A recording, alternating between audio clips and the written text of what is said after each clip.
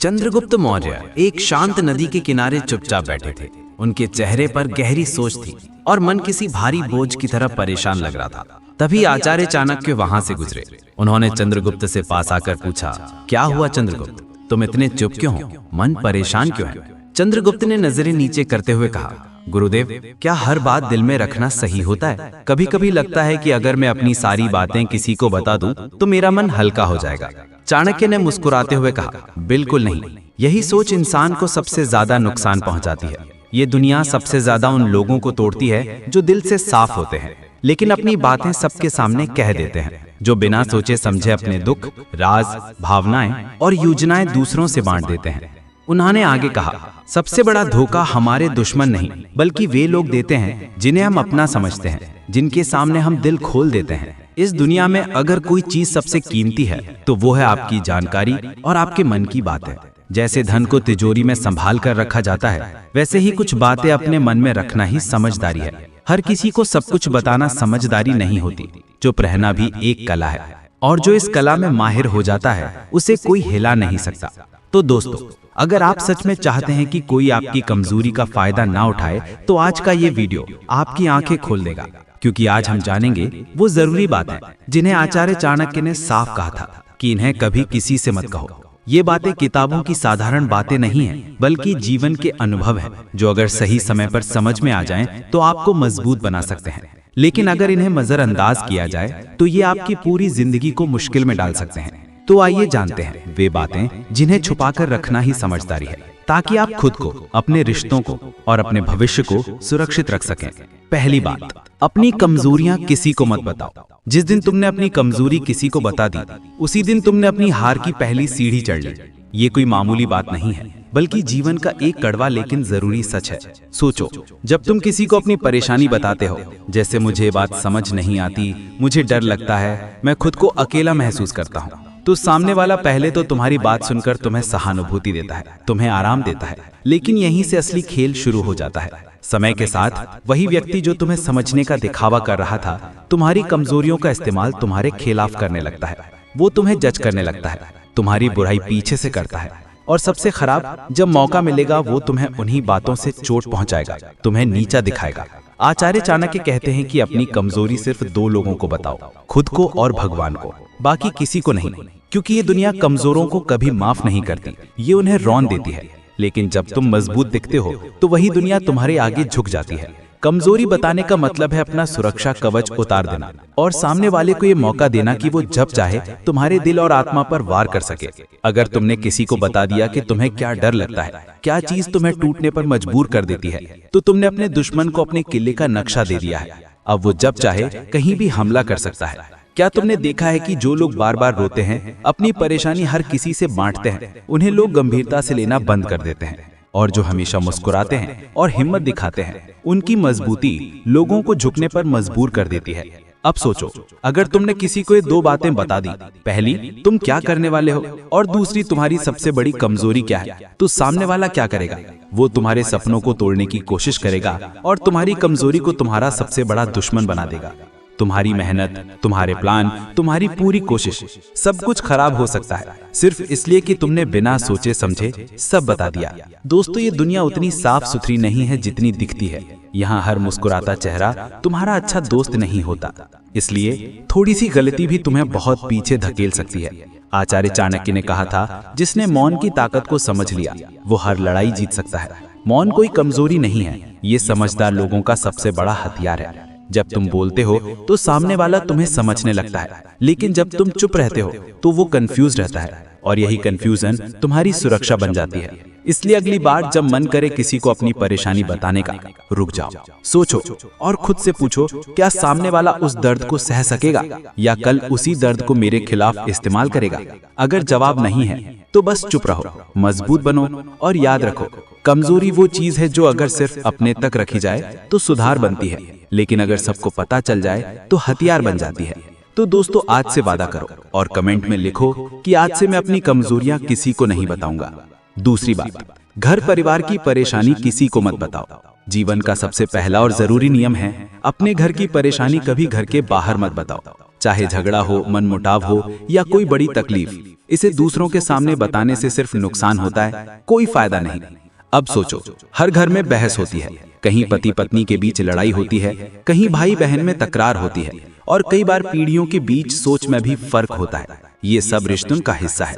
लेकिन जब हम ये बातें घर के बाहर किसी से शेयर करते हैं तो हम अपने परिवार की इज्जत को कमजोर कर देते हैं। आपने देखा होगा, कुछ लोग अपने दोस्तों, पड़ोसियों या रिश्तेदारों से कहते हैं, मेरी पत्नी हमेशा लड़ती रहती है, पापा कुछ समझते ही नहीं, भाई से तो जैसे दुश्मनी हो गई है। सुनने वाला शायद हंसकर सिर हिला देगा, दो अच्छे शब्द बोल देगा, लेकिन अंदर से वो आपके पूरे परिवार के बारे में नकारात्मक सोच बनाएगा। वो आपकी मदद नहीं करता, वो सिर्फ आपकी कमजोरी नोट करता है। चाणक्य कहते हैं, दुनिया में बहुत कम लोग आपके दुख को समझेंगे, लेकिन ज्यादातर लोग उसमें मजा देखेंगे। जब आप घर की बातें बाहर बताते हो तो सामने वाला सहानुभूति नहीं करता, वो मन ही मन खुश होता है कि देखो इनका भी घर बुरा है। यही वो जगह है जहाँ सम्मान धीरे धीरे खत्म हो जाता है और धीरे धीरे लोग आपकी बातों को गंभीरता से लेना बंद कर देते हैं, क्योंकि आप खुद ही अपने रिश्तों का मजाक बना चुके होते हो। अब थोड़ी देर के लिए सोचो, अगर तुम अपनी पत्नी, माँ बाप या भाई की बुराई बार बार दूसरों के सामने करते हो, तो जब तुम्हें सच में मदद चाहिए होगी तो कौन तुम्हारे साथ खड़ा होगा? शायद कोई नहीं, क्योंकि तुमने खुद ये संदेश दे दिया कि तुम अपने रिश्तों को संभाल नहीं सकते। ये दुनिया ऐसे लोगों की मदद करने से डरती है जो अपने परिवार की इज्जत नहीं करते। आचार्य चाणक्य का ये बात आज के समय में और भी ज्यादा जरूरी हो गई है, जहां सोशल मीडिया पर लोग अपनी निजी बातें भी लिख देते हैं। आज घर में बहुत दुख है, पापा फिर गुस्सा हो गए, कोई समझता ही नहीं, और फिर उम्मीद करते हैं कि कोई आएगा और सब ठीक कर देगा। लेकिन सच तो ये है कि दुनिया मदद करने के लिए नहीं, बस कहानी सुनने के लिए बैठी है। इसलिए याद रखो, जब घर में समस्या हो तो उसे घर के अंदर ही सुलझाओ, बातचीत से, समझदारी से, धैर्य से। बाहर बताने से ना समाधान मिलेगा ना सहारा, बस तुम्हारी इज्जत और परिवार दोनों को नुकसान होगा। रिश्तों की ताकत अंदर से होती है, बाहर से नहीं। और जो इंसान अपने घर की मर्यादा बचा लेता है, वही समाज में असली इज्जत पाता है। दोस्तों, अगर वीडियो पसंद आ रही हो तो जरूर लिखें और इस चैनल को सब्सक्राइब करना ना भूलें। तीसरी बात, अपने भविष्य की योजना किसी को मत बताओ। हर इंसान के दिल में एक चाहत होती है, कुछ बड़ा करने की, ऐसा कुछ पाने की जो उसे दूसरों से अलग बनाए। कोई अपना कारोबार शुरू करना चाहता है, कोई सरकारी नौकरी छोड़कर अपनी पहचान बनाना चाहता है, कोई समाज में बदलाव लाना चाहता है, और कोई बस इतना चाहता है कि उसके माँ बाप उस पर गर्व करें। जब ये सपना हमारे मन में आता है तो हम अंदर से बहुत उत्साहित हो जाते हैं। इसी खुशी में हम पहली गलती कर देते हैं, हम अपने सपने सबके सामने रख देते हैं। हम बोलते हैं, मैं ये करूंगा, मैं वहां पहुंचूंगा, एक दिन सबको दिखा दूंगा। लेकिन हम भूल जाते हैं कि ये दुनिया आपकी सफलता से ज्यादा आपकी नाकामी में खुश होती है। जब तक आप कुछ हासिल नहीं करते तब तक सब चुप रहते हैं, लेकिन जैसे ही आप अपने इरादे बताते हैं तभी से दुनिया आपको गिराने की कोशिश करती है। इसलिए आचार्य चाणक्य ने कहा था, अपने भविष्य की योजना किसी से मत बताओ। चाणक्य की ये बात सिर्फ सलाह नहीं बल्कि जीवन की सच्चाई है। जब आप अपने प्लान किसी को बताते हो, चाहे वो दोस्त हो, रिश्तेदार हो या करीब के लोग, तब तीन चीजें हो सकती हैं। पहला, लोग आपका मजाक उड़ाएंगे।